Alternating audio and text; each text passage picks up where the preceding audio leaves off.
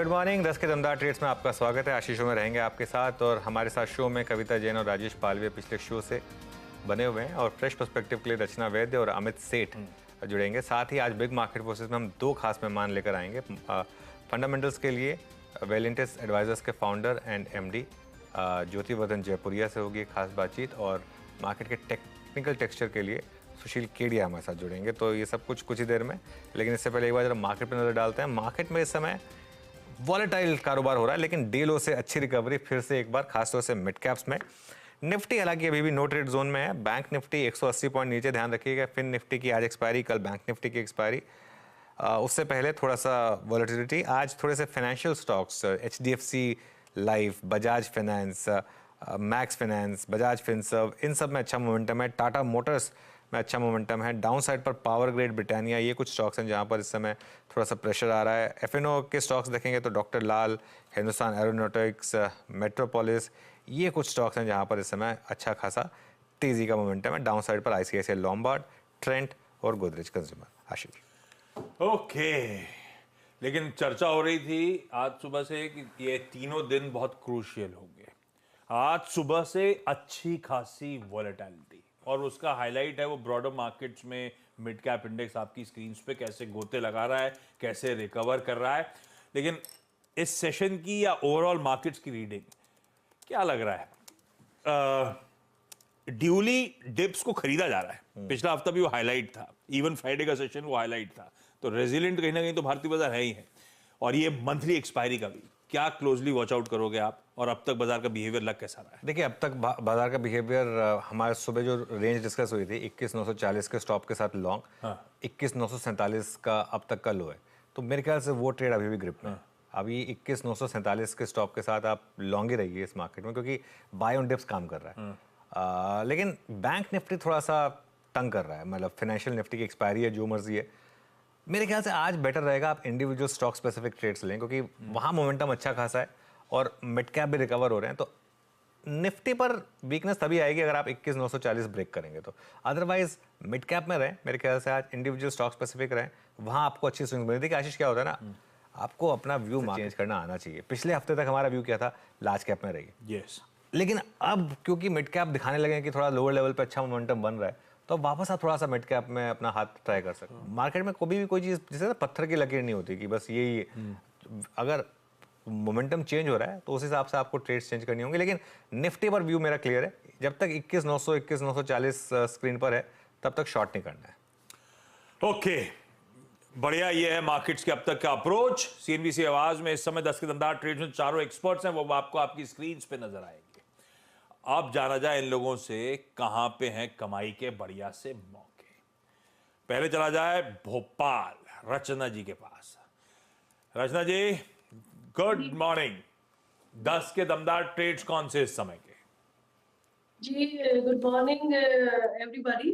And 10 के दमदार trades के लिए मेरे जो दो पिक्स रहेंगे at this point in time, उसमें एक लॉन्ग साइड पे एसआरएफ के फ्यूचर्स रहेंगे और दूसरा शॉर्ट साइड पे एशियन पेंट के फ्यूचर्स रहेंगे।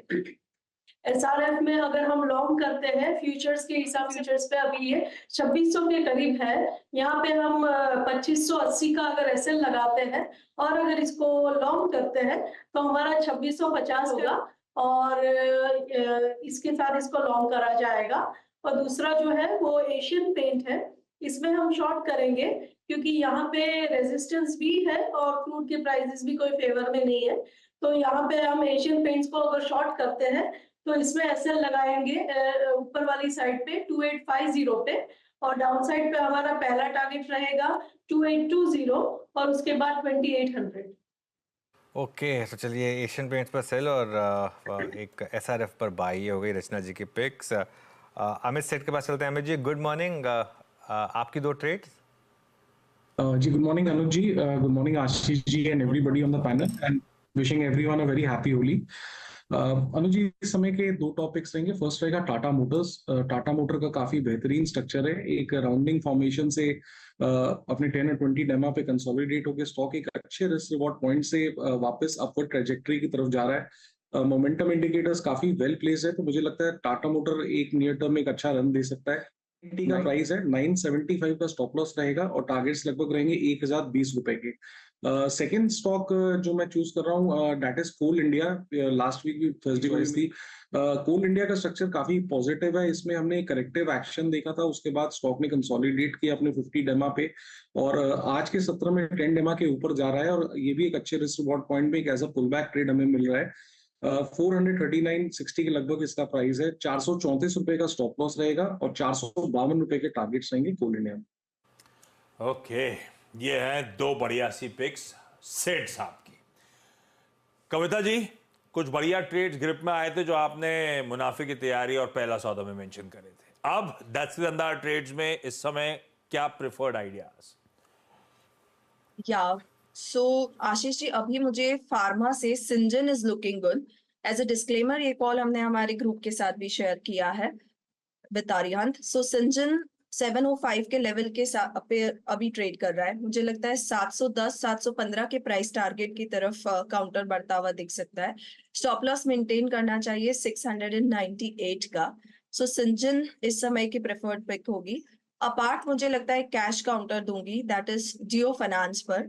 जियो फाइनेंस एज ऑफ नाउ 347 के लेवल पर है विद स्टॉप लॉस ऑफ 342 और the price target of 352 355। Jio finance पर आप एक बाय ट्रेड इनिशिएट कर सकते हैं। ओके, जियो फाइनेंस पर एक बाय ट्रेड इनिशिएट कर सकते हैं, लेकिन स्टैंडर्ड डिस्क्लेमर आपकी स्क्रीन पर एक इंडिपेंडेंट व्यू भी ले लीजिएगा क्योंकि सेम ग्रुप जो इस चैनल को भी हेड करता है। चलिए अब राजेश पालवी है, उनके पास चलते हैं, इनकी कॉल्स बाकी हैं। राजेश जी बताइए क्या पिक किया? अनुज जी, पहला स्टॉक HDFC AMC पे बाय करने की सलाह रहेगी। स्टॉक में एक फॉलिंग ट्रेंड लाइन का यहाँ पे ब्रेकआउट देखने को मिला और जिस तरीके से स्टॉक में अपर 20 डे मूविंग एवरेज के ऊपर स्टॉक सस्टेन होते हुए दिख रहा है, लॉन्ग बिल्टअप आज के सेशन में बनते हुए दिख रहे हैं। HDFC AMC हमें लगता है टुवर्ड्स एक्सपायरी एक अच्छा मोमेंटम कैरी करते हुए दिखेगा। 3840 3860 तक के अपसाइड के टारगेट एक्सपेक्ट कर रहे हैं। स्टॉप लॉस होगा करीब यहाँ पे 3785 के आसपास। जो दूसरा स्टॉक यहाँ पे पसंद आ रहा है वो है L&T का। L&T में भी देखें तो ये फोर्थ डे है जहाँ पे स्टॉक में एक सस्टेन बाइंग एक्शन देखने को मिल रही है। स्टॉक में जो करेक्शन देखने को मिले थे ऑलमोस्ट 50 डे मूविंग एवरेज के आसपास से स्टॉक ने सपोर्ट लेके एक यहाँ से वापस पुल बैक का ट्रेड बनाया है। ओवरऑल स्ट्रक्चर बुलिश है L&T के, तो हमें लगता है L&T का ये मोमेंटम फर्दर एक्सटेंड होते हुए दिखेगा। 3690 3700 तक के अपसाइड एक्सपेक्ट कर रहे हैं। स्टॉप लॉस होगा करीब 3610 के आसपास। ओके, लार्सन अभी अभी मूव आया लार्सन में। बैंक निफ्टी हालांकि अब डेलो पर आ गया 46,600 पर बैंक निफ्टी। ध्यान रखिएगा पिछले 2-3 दिन से यहीं पर सपोर्ट रहा है बैंक निफ्टी का, करीब करीब 46,550 टू 46,600 पर बॉटम बना है। आज देखते हैं जिस तरीके का चार्ट है ये थोड़ा सा वीक हो रहा है इस समय, खासतौर से HDFC बैंक की वजह से।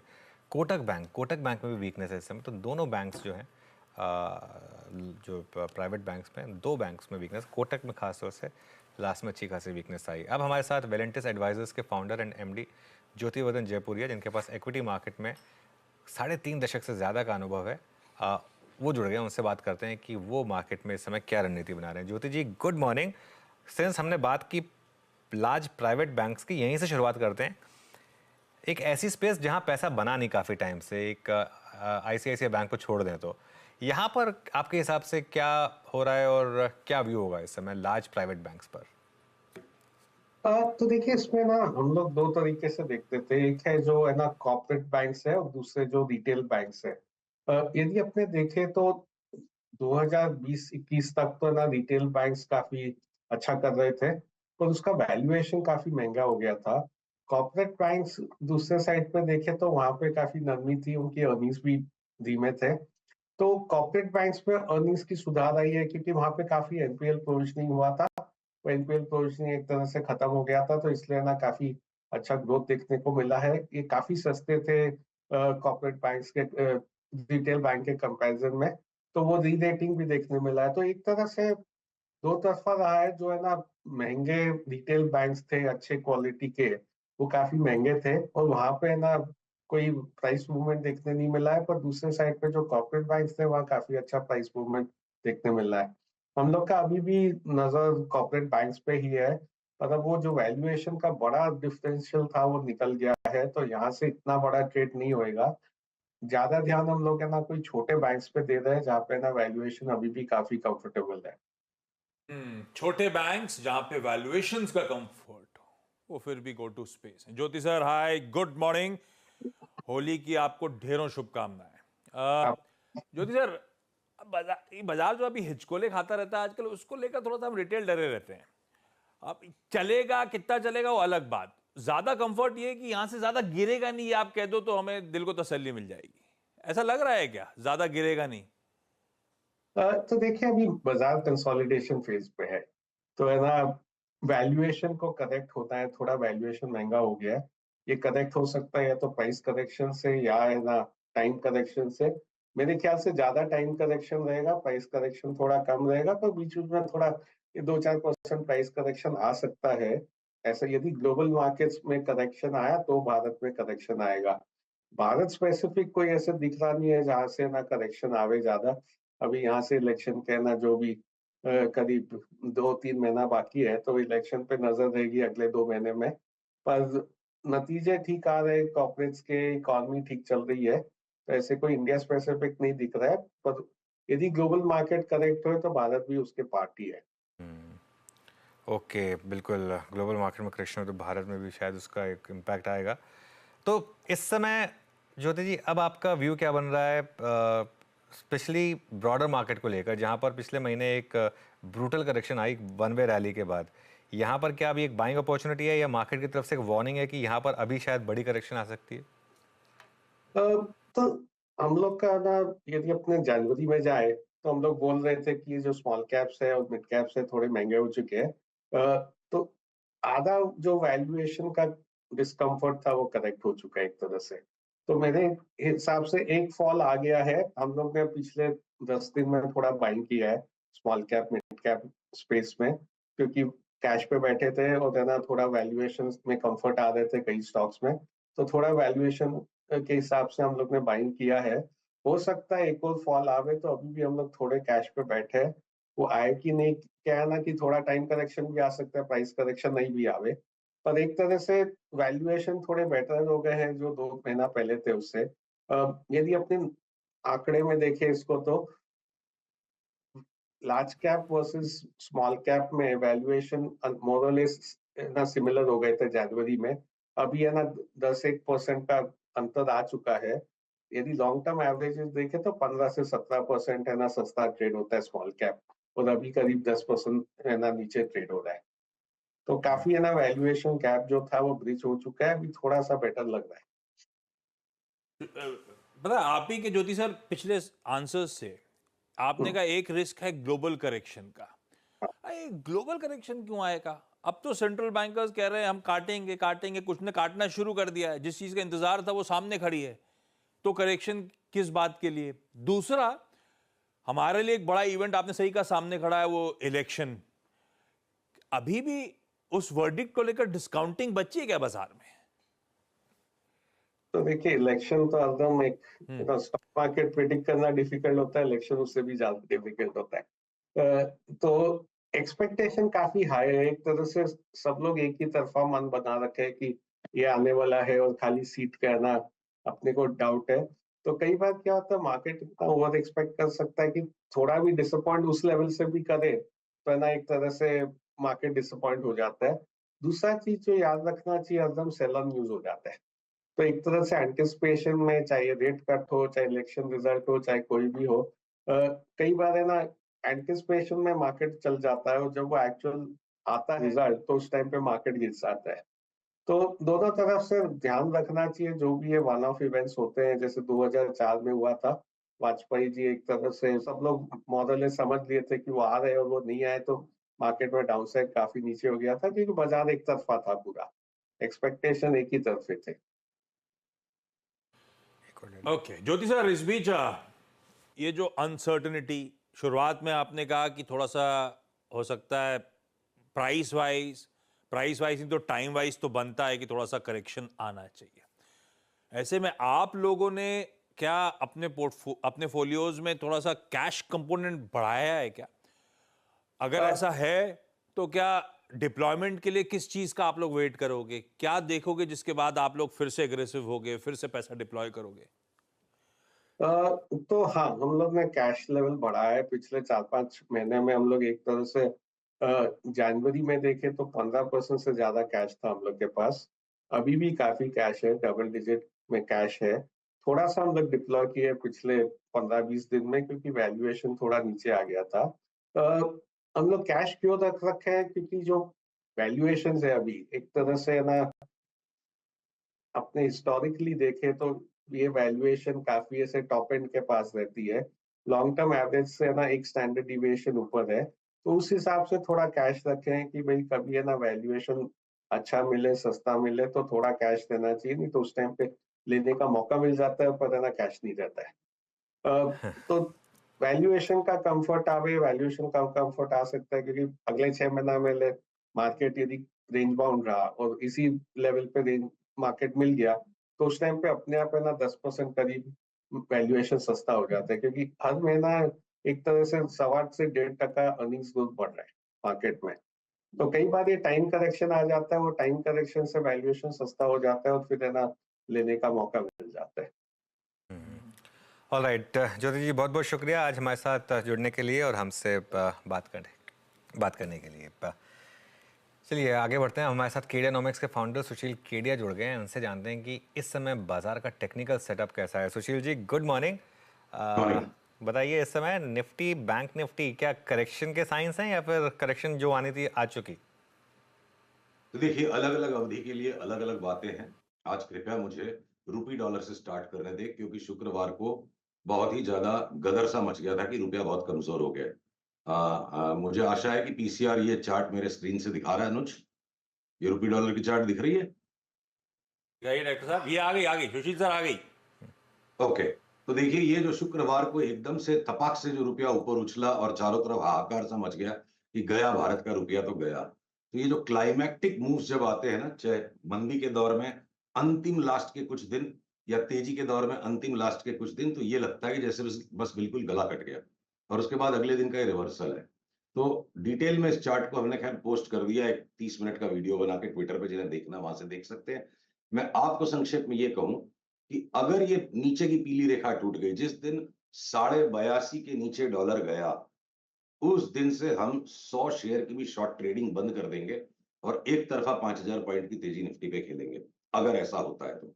और अगर ये ऊपर की पीली रेखा टूट जाती है तो ठीक है, एक बार 1001 पॉइंट का करेक्शन निफ्टी दे सकती है, उसके बाद वापस 5000 पॉइंट की तेजी।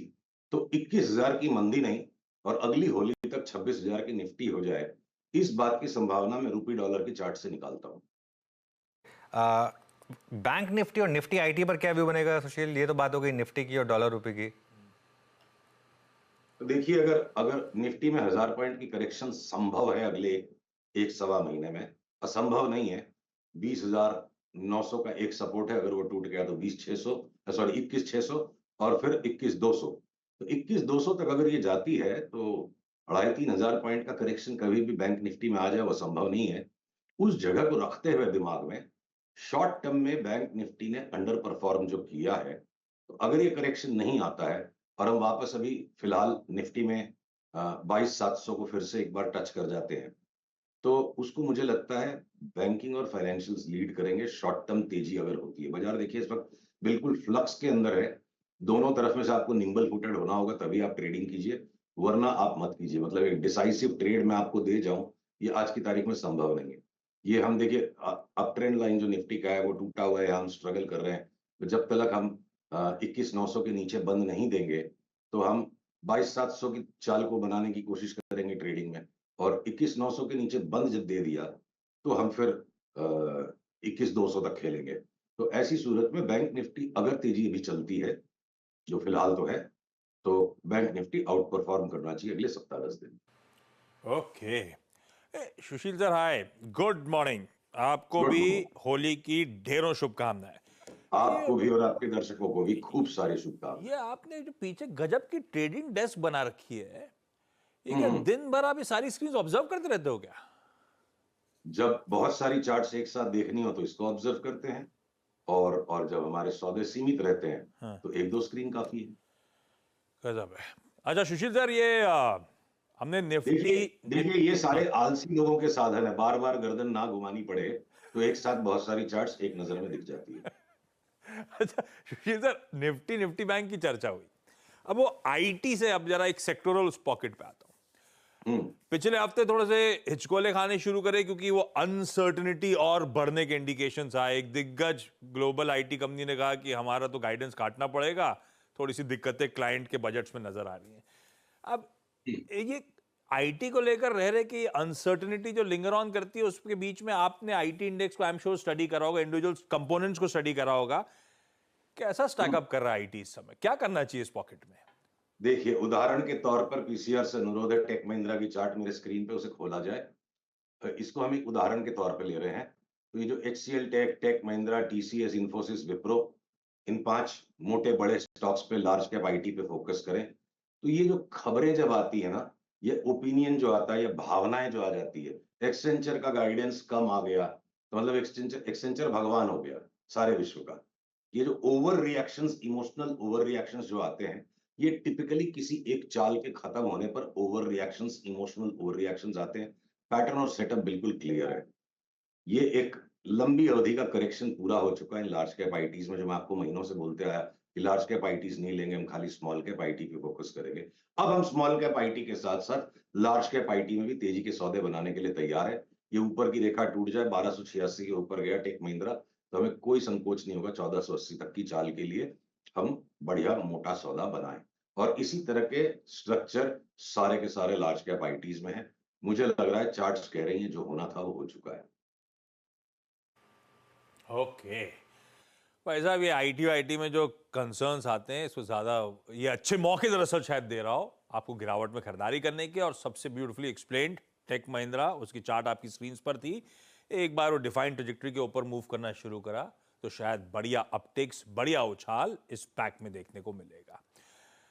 अच्छा, ये तो आईटी मैंने बात छेड़ दी, लेकिन आपके लिए इस समय आपकी टॉप सेक्टोरल बेट सुशील सर कौन सी है? कौन सी पॉकेट रडार पे और कौन सी पॉकेट के साथ उसके कौन से कंपोनेंट्स, कौन से स्टॉक्स पसंद आ रहे हैं?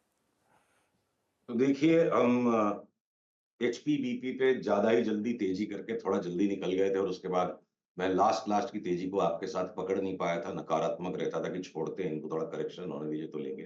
तो अब हम क्रूड की चार्ट के हिसाब से ध्यान ज्यादा बना रहे हैं। इंट्राडे में नॉइजेस आती रहेंगी क्योंकि यहाँ का लोकल सट्टा भी काम आएगा। तो मुझे लगता है HPCL, BPCL और उनके साथ साथ ये IOC, इनमें बहुत बड़ा आउट परफॉर्मेंस अब आना चाहिए। मुझे क्रूड का भाव ढेर होते दिखता है। हाँ, उसके लिए एक ही शब्द है, क्रूड ढेर हो जाएगा, तेल का तेल निकल जाएगा। इस थीसिस पे हम काम कर रहे हैं और अगले 2 दिन में इसका फैसला आ जाना चाहिए। क्रूड वापस अगर नीचे की तरफ सरकना जोर से शुरू हो गया तो हमको कोई संकोच नहीं होगा HPBP, IOC में मोटा दांव लगाने के लिए। ये तो हो गई एक सेक्टर स्पेसिफिक बात लार्ज आईटीज के साथ। मैं आपका ध्यान आकर्षित करना चाहूंगा, एक और पुरानी हमारी चार्ट है, पुराना हमारे को जिसे प्रेम रहा है, BSE। तो जो 2400-2500 का भाव देने के बाद BSE ने अब जो आकर के जो साइडवेज करेक्शन पूरा कर दिया है, पीसीआर से अनुरोध है इस चार्ट को जरूर दिखाएं। तो अब ये जो साइडवेज बैंड में जो BSE जा रहा है, ये जो भी इसमें थोड़ा समय काट ले, इवेंचुअली जब ये इस साइडवेज बैंड के ऊपर 2500 के ऊपर निकलेगा तो हमारी चार्ट में 3200 की चाल ट्रिगर होती है। और CDSL में भी इसी तरह से तकरीबन 50% की चाल जो प्रोजेक्टेड होती है, 50% CDSL, 40% BSE।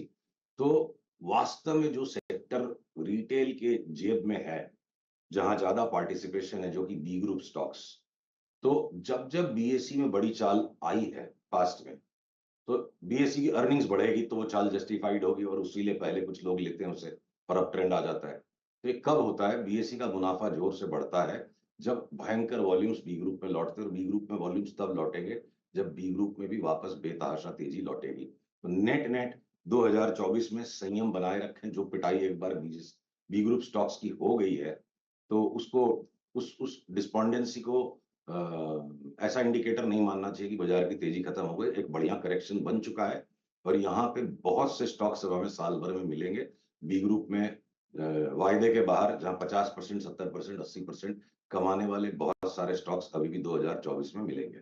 ओके अच्छा, BSE और CDSL, चलिए 2 स्टॉक जो जिसमें पहले भी आप काफ़ी आवाज़ के दर्शकों को मुनाफा बनवा के दे चुके हैं। इसी से रिलेटेड एक थीम जिसमें पैसा बना था, जो आपने पिक किए थे मोतीलाल ओसवाल जैसे स्टॉक्स, वो एंजल ब्रोकिंग मोतीलाल ओसवाल, यहाँ पर क्या एक फ्रेश वेव ऑफ बाइंग की शुरुआत के साइंस दिख रहे हैं?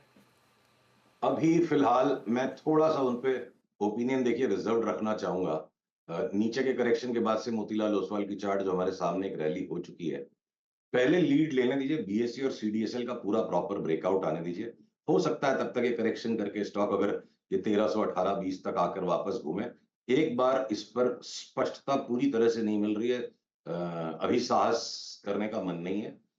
100 रुपया ऊपर लेके 500 रुपया ऊपर बेचना बेहतर होगा। अभी के अभी इनको पकड़ने की कोई सिग्नल्स और पैटर्न्स क्लियरली मुझे नहीं मिल रहे। मेटल्स पर क्या व्यू बन रहा है अब सुशील? मेटल्स में क्या कुछ बाय ट्रेड्स हैं? नहीं, हम मेटल्स में एक-एक करके सब में इंतजार में, चाहे वो हिंडाल्को में जो भी नीचे से रिबाउंड और रैली होनी थी। अपनी बात हुई थी कि एक बार 540, 45, 50 तक ये जाए तो फिर इसको 450 के लिए बेचेंगे। तो चाहे वो टाटा स्टील हो, चाहे जेएसडब्ल्यू स्टील हो, चाहे हिंडाल्को हो, घूम फिर कर बड़े नॉइजी हैं ये स्टॉक्स और इनकी डाउन मूव को खेलने के लिए बहुत ही शॉर्ट टर्म ट्रेडिंग बार-बार करनी पड़ेगी कि सीधी लकीर में ये गिर जाएंगे एकदम से, ऐसा नहीं लगता है। पर डाउन साइड बहुत डीप हो सकता है और वॉलेटिलिटी इनमें बहुत हाई हो सकती है। कभी वो आयरन ओर का दाम घट गया तो इसलिए लोग लेने भाग रहे हैं।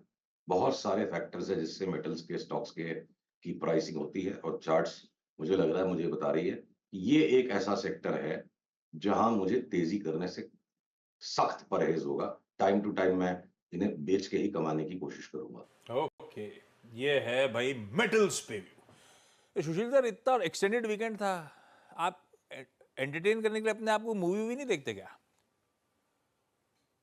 मूवी देख भी लेते हैं कभी कभी, पर वो खास हमारा शौक नहीं है। पर हाँ, जब कोई आप बता दो कोई बढ़िया पिक्चर है तो आज ही ना, देख लेंगे। क्यों मैं इसलिए कह रहा हूँ कि कोई नहीं देख रहा है। वो पीवीआर देखिए आप, कैसे पिटता चले जा रहा है और क्या कमजोरी।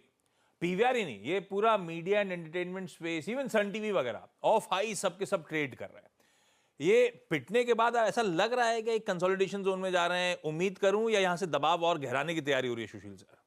इस प्रश्न के लिए शुक्रिया। देखिए, आपने जब एक प्रश्न पूछा कि कौन से सेक्टर्स, तो ऑयल मार्केटिंग कंपनीज के अलावे एक सेक्टर स्पेसिफिक जो पूरी थीम बनी हुई है वो है मीडिया एंड एंटरटेनमेंट की। देखिए, पीवीआर आइनॉक्स की चार्ट हमारे सामने है, ये बिल्कुल बॉटम ऑफ द बैरल को स्क्रैप कर चुका है और ये थोड़ा बहुत जो पीवीआर की चार्ट यहाँ इठला रही है, आने वाले सप्ताहों में जिस तरह की मूवीज रिलीज हो रही हैं, मेगा बजट मूवीज, वो जस्टिफिकेशन बन जाएगा। या ये कह लीजिए कि जिनको माल बेचना था सबका बिक चुका है और पीवीआर में वापस 1800, 1900, 2000 की चाल अब करीब करीब मुझे लगता है ऐसे शुरू हो चुकी है।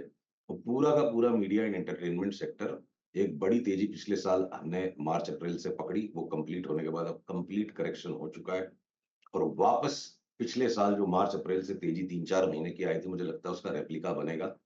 तो इवन जी जैसा स्टॉक जहां ट्रेडिंग संभव नहीं है, market wide position limit choked हो गई, वो भी मुझे लगता है 50% अचानक उछल जाए।